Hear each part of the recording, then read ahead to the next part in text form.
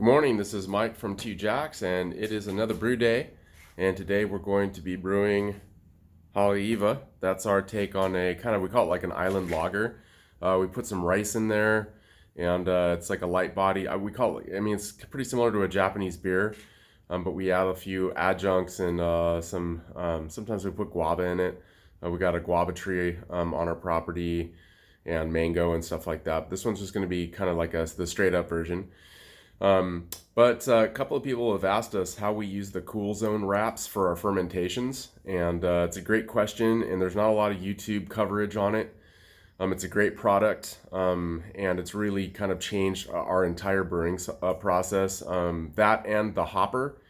I don't know if I have an example of the hopper like immediately available. Basically, it's like a little filter, and you can run it through your recirculating mash. And you can run it after the boil. So what we ran into is in our boil, we would put our hops in like muslin bags and stuff. We just felt like we weren't getting enough hop flavor in our beer, enough bitterness and stuff. But the problem is when you dump your hops directly into the boil, then it can create problems later on if you use corny kegs. It can clog them up. So what we started doing is using the hopper to kind of clear some of that excess grain and hop out of our final product. But I did want to cover the cool zone wraps. So these are our fermentation vessels right here. Right here we have the cool zone jacket over the top, and then underneath we have 10-gallon kegs. So you can see one back there, and then the cool zone wrap looks like this in this little bucket right here, and they have these tubes that come out, and basically it's just like it's like a wrap that goes around the keg. And part of the question is that, well, a lot of fermentations, like a lot of the SS Brewtech stuff has like an internal coil that goes through the beer. You run glycol through it, and then you can hold it at the right temperature. Except the fact that their products are super expensive, and they're a barrier if you're on a budget. So we tried to put something together that was a little bit cheaper. And so what we did was we took just regular commercial kegs. We had our welder weld a 6-inch collet so we get our hand in to clean it, because cleaning fermentation vessels is a pain in the butt. And then we have a special cap right here, and then it ends up looking like this. So you can see how we kind of modified the cap. So there's a blow-off tube that comes out here for the CO2 to come out while it's making alcohol. But what you can't see under here is the cool zone wrap is in here. And then what we do is we run our glycol.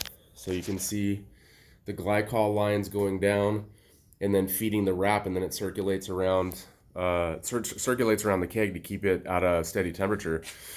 And it's great because, you know, if we look at the temp, you can't really see it on the screen. So it's reading at 65 degrees, and our ideal temp is 67. The real test is going to be during the summer when it gets super hot, but we've had a lot of success so far during the winter time keeping our fermentations at a steady temperature. And when it comes right down to it, what we found is there's a lot of ways to screw up a beer.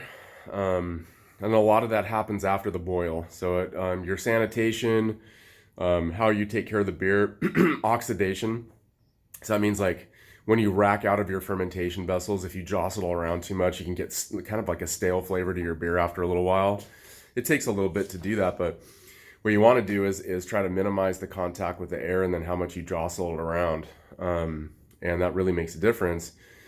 And the other big difference is holding your fermentations at a steady temperature. As the temperature is fluctuating up and down quite a bit, like in our old system when we used to use coolers and just water and ice in order to do that, when you have to come back to the garage and you got to replace the ice and keep walking back and forth, it can be a pain in the butt. And then your temperatures can go up and down, and that makes your beer taste not so good.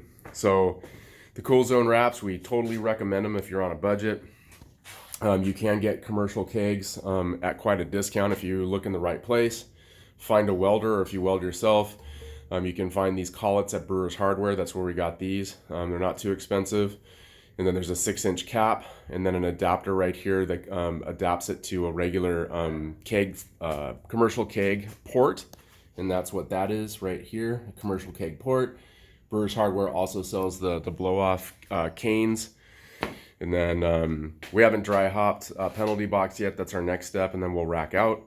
But we totally recommend Cool Zone wraps, and if you can afford it, the SS Brewtech Glycol chiller. It's awesome, and yeah, that's about it. So brew day today, and we'll update a little bit later with how that's going. Have a great day.